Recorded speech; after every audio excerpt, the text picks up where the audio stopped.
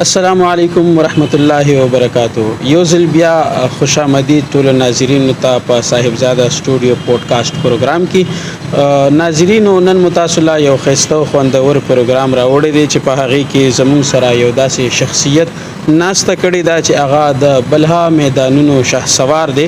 که د درس و تدریس میدان دی، درس و تدریس کې د هغې بلها طلبا هغه د دې مینان دي، او که هغې مونږ وګورو په عامه زندګۍ کې هم د هغې د ټلویزیون په لاره باندې هم د بلها خلکو حوصله افزایي کوي چې هغې د هغې نه بلها پوښتنې اسلامي مذهبي کوي او هغې د هغې جوابات ورکوي.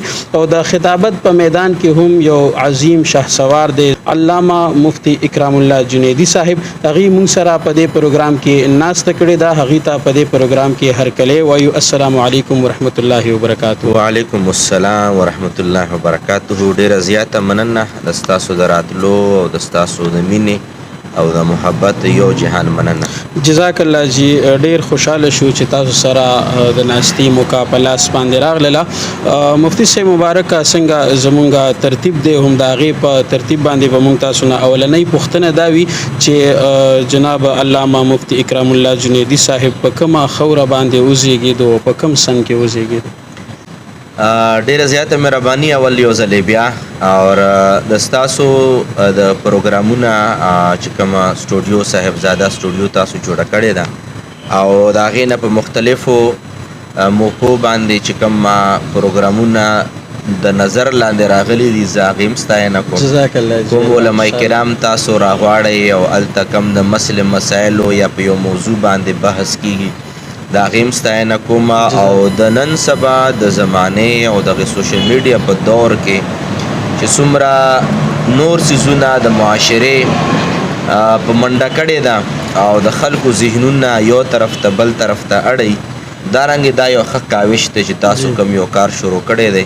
د ما د طرف نه به ستاسو دپاره دا د هم وي او عاجزانه دعا به هم وي چې خدای مو په دغې کاوش کې او په دغې هلو ځلو کې او په دغې تسلسل کې الله مو کامیاب او کامران کړه.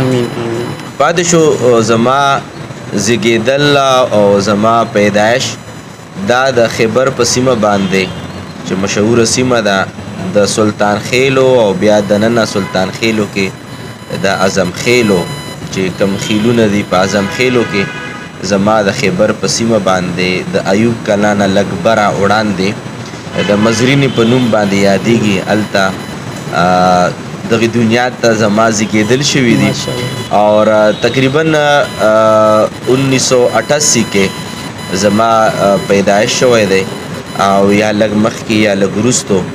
او داسې یو کورنۍ کې چې هغه کورنۍ د ټرانسپورټ سره او دارنګې د ګاډو سره او د دې سره تعلق ساتي. زما والد صاحب ټرانسپورټر او خدای پاک د اوس هم له ډېر عمر سره د صحت ورکړي. خو د هغوی په کور کې د زیږېدل زما دپاره باعث د فخر او د برکت ځکه دی چې زما والد صاحب د نیکانو د صلحاو او د خپلې علاقې خاص کر د مشایخو ډېر محب او الله کرم دی چې زه یو د ښه پلار یو بیکاره زوی یم. بیکاره خو ورته نه شي ویلی، ډېر بختور زوی